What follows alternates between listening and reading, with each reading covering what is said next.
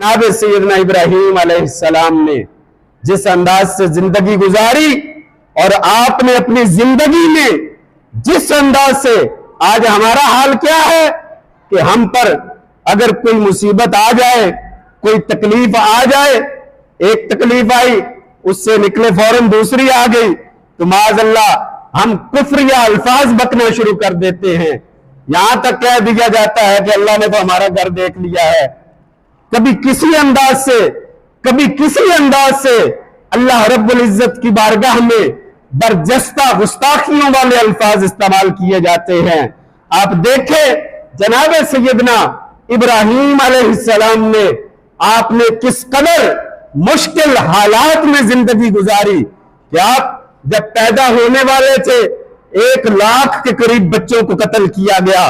और फिर पैदा होने के बाद बाज रवायात में आता है 7 साल, बाज रवायात में 12 साल और बाज रवायात में 17 साल तक का जिक्र है कि 17 साल तक आप उस गार या उस तहखाने में रहे जो आपके लिए तामीर किया गया था और आप अपने वालिदैन से, अपने अजीज व अकारिब से आप दूर रहे, तन्हाई में रहे और फिर जब वहां से बाहर निकले तो किस अंदाज से कभी आपको आग में फेंका गया, कभी आप पर किसी किस्म का जुल्म किया गया, कभी आपको अपना शहर छोड़ना पड़ा, हिजरत करके दूसरे मुल्क जाना पड़ा, कभी कोई मुसीबत, कभी कोई तकलीफ, लेकिन किसी लम्हे में आपने अपनी मुबारक जुबान पर ऐसा कोई लफ्ज नहीं लाया जिससे अल्लाह रब्बुल इज्जत की नाशुक्री होती हो। हम जनाब इब्राहीम अलैहिस्सलाम की मिल्लत होने का दावा करते हैं, लेकिन जब हमारी जिंदगी में मुश्किलात आती हैं, हम सब्र का जो पैमाना है उसको, हमारे सब्र का पैमाना लबरेज हो जाता है और हम ऐसी ऐसे मामूलात, ऐसे ऐसे काम कर गुजरते हैं जिनका शरीयत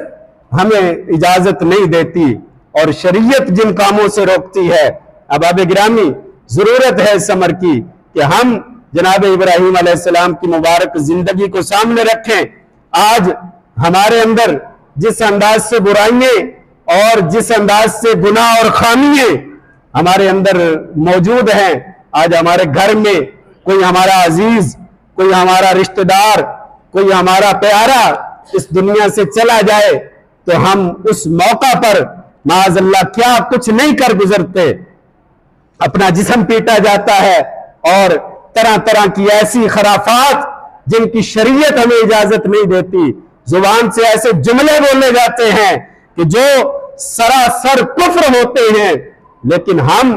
उनको बोलते हुए या वो मामूलात करते हुए जरा बराबर भी ये नहीं सोचते कि शरीयत ने हमें इन कामों से रोका है और हम किस तरफ जा रहे हैं। अहबाब गिरामी, दुआ है रब्बुल जलाल हमें जनाब सैयदना इब्राहीम अलैहिस्सलाम की जिंदगी को समझने और आपके मुबारक जिंदगी को नमूना बनाकर अपनी जिंदगी कुरान और हदीस के मुताबिक अल्लाह रब्बुल इज्जत हमें गुजारने की तौफीक अता फरमाए। व आखिरु दावाया अनिल हम्दुलिल्लाहि रब्बिल आलमीन।